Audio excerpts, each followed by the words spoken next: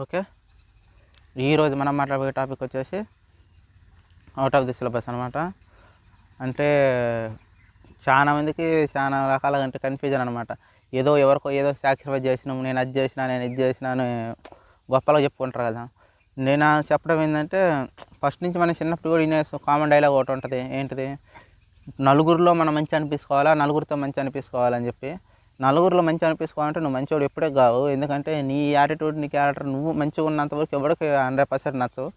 నువ్వు సపోజ్ నువ్వు ఒకవేళ నలుగురితోనే నువ్వు మంచి అనిపించుకోవాలనుకున్నావు అనుకో, వాడు ఎంతో కొంత డబ్బులు ఇచ్చి చెప్పినావు అనుకో, ఊరందరికీ వాడు వీడు మంచోడు అని చెప్తారు. అవసరానికి ఉపయోగపడితే ప్రతి ఒక్కరికి మనం నచ్చుతూ మనం వాళ్ళకి మంచి అంటాం. సో ఫర్ ఎగ్జాంపుల్ మనం ఈ మధ్య ఒకటి యూట్యూబ్లో ఫేమస్ యూట్యూబర్ ఇది ఒకటి హల్చల్ అయింది బాగా న్యూస్. ఆయన గురించి కూడా అందరికీ తెలుసు, చాలామంది కూడా వీడియోలు చేశారు. ఒక ఫేమస్ 100 కోట్ల యూట్యూబర్ని డబ్బులు అడిగితే ఈ లేదని చెప్పి అతను ఏదో రోస్ట్ చేసి మొత్తం అంతా పెంట చేసిండు కదా. నేను దానికి రిటర్న్ కౌంటర్ కూడా ఇచ్చాను. నేను ఆయనకి ఎందుకు ఇవ్వాలి డబ్బులు, ఇదివరకు నాది ఇది అని చెప్పి.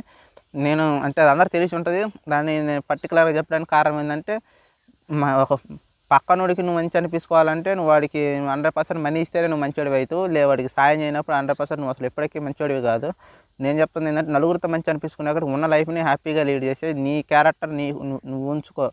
అంతేగాని నువ్వు ఏదో పక్కన మంచి అనిపిస్తా, నీకు ఉన్నదంతా దాన ధర్మాలు చేస్తా అని చెప్పి అది ఇది అని కాదు. నేను చెప్తున్నా కదా, నీ తర్వాతే ఏదన్నా. దానికి ఎగ్జాంపుల్ మొన్న ఒక వీడియో కూడా చూసిన నేను, సిద్ధార్థ గారు చాలా మంచి టాపిక్ చెప్పిండు. ఇప్పుడు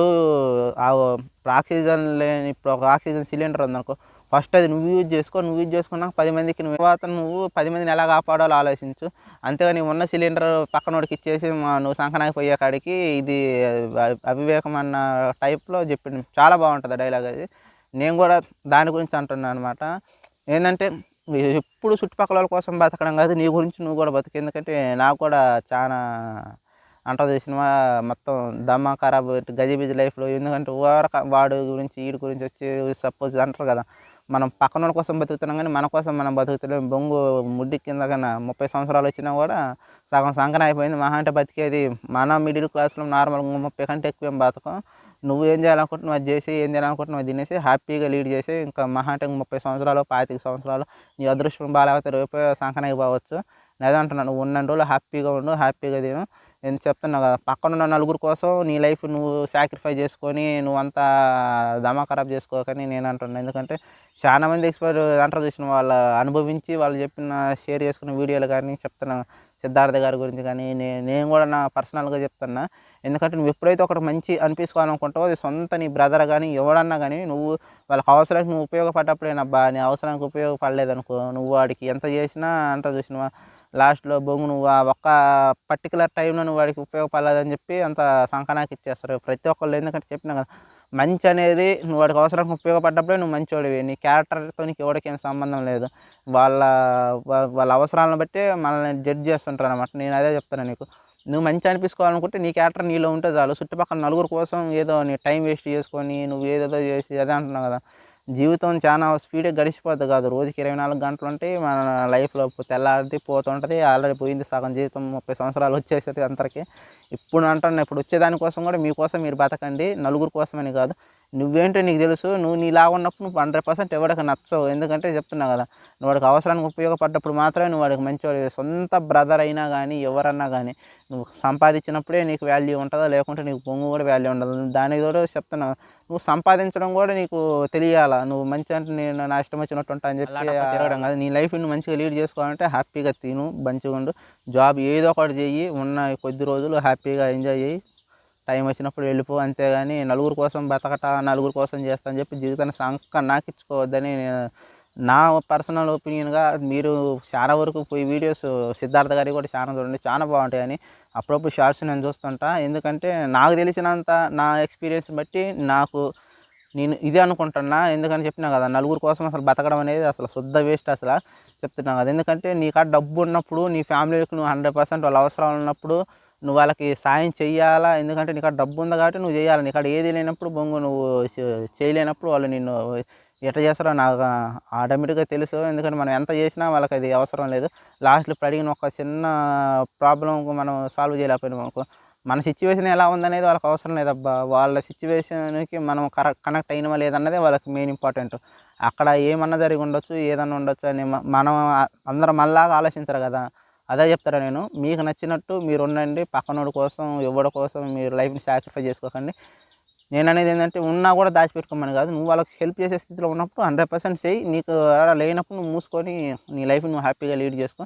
ఎవడికి వాడికి ఉన్న ప్రపంచంలో ఇప్పుడు ఒక మనిషి 30,000 సంపాదించినా సరిపోదు. రూ. 1,00,000 సంపాదించినా సరిపోదు. ఉన్న దాంట్లోనే సంతృప్తిగా ఉండండి. ఉన్న దాంట్లోనే ఎంత తక్కువలో బతకాలంటే అంత తక్కువలో బతకండి. ఎందుకంటే మనలాగా మనం బతకడానికి డబ్బులు ఎక్కువేం ఖర్చు కావు. ఎప్పుడైతే పక్కనోళ్ళలాగా మనం బతకాలనుకుంటామో అప్పుడే విచ్చలవిడిగా ఖర్చయిపోతుంది. చెప్పినా కదా! నువ్వు రూ. 300 సొక్కా తీసుకున్నా హ్యాపీగా రోడ్డు మీద హ్యాపీగా వెళ్ళగలుగుతావు. రూ. 1000 సొక్కా తీసుకున్నా నువ్వు రోడ్డు మీద హ్యాపీగానే పోతావు. ఎందుకంటే అది నీ అంటారు చూసినావా నీది నీ సిచ్యువేషన్ బట్టి నీ సిచ్యువేషన్ నువ్వు హ్యాపీగా లీడ్ చేసుకున్నావు అనుకో ఆటోమేటిక్గా అందరిని లీడ్ చేసుకుంటారు. నువ్వు వేసుకునే బట్టలను బట్టి కాదు, నీ క్వాలిటీని బట్టి కాదు, నువ్వు తిరిగే అంటారు చూసినావా నీ కాన్ఫిడెంట్‌ని బట్టి నీ లెవెల్ పెరుగుతుంటది. అంతేగాని ఈడు రూ. 1000 సొక్కా ఏసుకొని వీడితో బాగుందాం, వీడు 300 సొక్కా ఏసుకొని వీడితో అది ఇది అని ఏం లేదు. చెప్తున్నా కదా! మీ లైఫ్‌ని మీరు ఎంతవరకు సంపాదిస్తారో ఆ డబ్బుతో హ్యాపీగా లీడ్ చేసుకోండి. లైఫ్‌ని కొంచెం లైఫ్‌ని ఎంజాయ్ చేసేయండి. చెప్తున్నా కదా! సగం జీవితం సంకనాగిపోయి ఉంటది. ఇంకా సగం జీవితం ఏముంది. ఇంకో 25 సంవత్సరాలు, 30 సంవత్సరాల కోసం ఎవడెవడో కోసం బతికి ఎవడెవడో కోసం సాక్రిఫైజులు అని చెప్పి సంకనాకించుకోకండి. మళ్ళీ చెప్తున్నా సాక్రిఫైజులు అంటే నీ కాడ ఉన్నప్పుడు నువ్వు సాయం చేయగలిగిన స్థితిలో ఉన్నప్పుడు డెఫినిట్‌గా నువ్వు 100% సాయం చేయి. నీకాడ ఏది లేనప్పుడు అంటున్నా కదా! నలుగురి కోసం బతకడం కాదు. నీ కోసం నువ్వు కూడా బతికు. ఎందుకంటే నీలాగా నువ్వు ఉన్నావనుకో ఎవడికి నచ్చదు. ఎందుకంటే నీ క్యారెక్టర్ ఎవడికి నచ్చదనమాట. నువ్వు ప్రతి ఒక్కడికి ఇప్పుడు ఎట్లా ఉంటదంటే ఇప్పుడు సమాజంలో నలుగురుండ్రనుకో నలుగురికి 4 విధాలుగా మాట్లాడాలా. ఇప్పుడు మన ఇద్దరు ఫ్రెండ్స్ ఆల్రెడీ చాలా వీడియోలు చెప్పుంటా. కాకపోతే అవి కూడా మీరు వెళ్ళి చూడండి. దాన్ని కొంచెం అటు ఇటుగా వచ్చి మళ్ళీ ఈడకే వస్తా టాపిక్. ఏంటిదంటే ఇప్పుడు నలుగురిలో ఉన్నప్పుడు నువ్వు ఇప్పుడు నువ్వు అంటారు చూసినవా నిజం సైడ్ మాట్లాడినావనుకో ఎవడికి నచ్చదు. ఇప్పుడు ఈడొచ్చి నలుగురు వచ్చారనుకో ఈ నలుగురు ఉన్నప్పుడు ఒక ఐదో వ్యక్తి లేనప్పుడు ఐదో వ్యక్తి గురించి వీళ్ళు మాట్లాడుకుంటారు. మొన్నోడు అట్ట పొడిచిండు, ఇట్ట చేసిండు, అది ఇది అని చెప్పి. మనం కూడా దానికి వాళ్ళకి కనెక్ట్ అయ్యి వాళ్ళకి రిలేటివ్‌గానే మాట్లాడాలి. వాళ్ళు లేనప్పుడు వాడి గురించి ఎందుకురా ఇది అని మనం కొంచెం పాజిటివ్‌గా మాట్లాడినామనుకో మనల్ని పక్కన పెట్టేస్తారు. అదే టాపిక్ అంటున్నారు. రేపు మనం లేనప్పుడు మన గురించి కూడా అదే మాట్లాడుకుంటారు.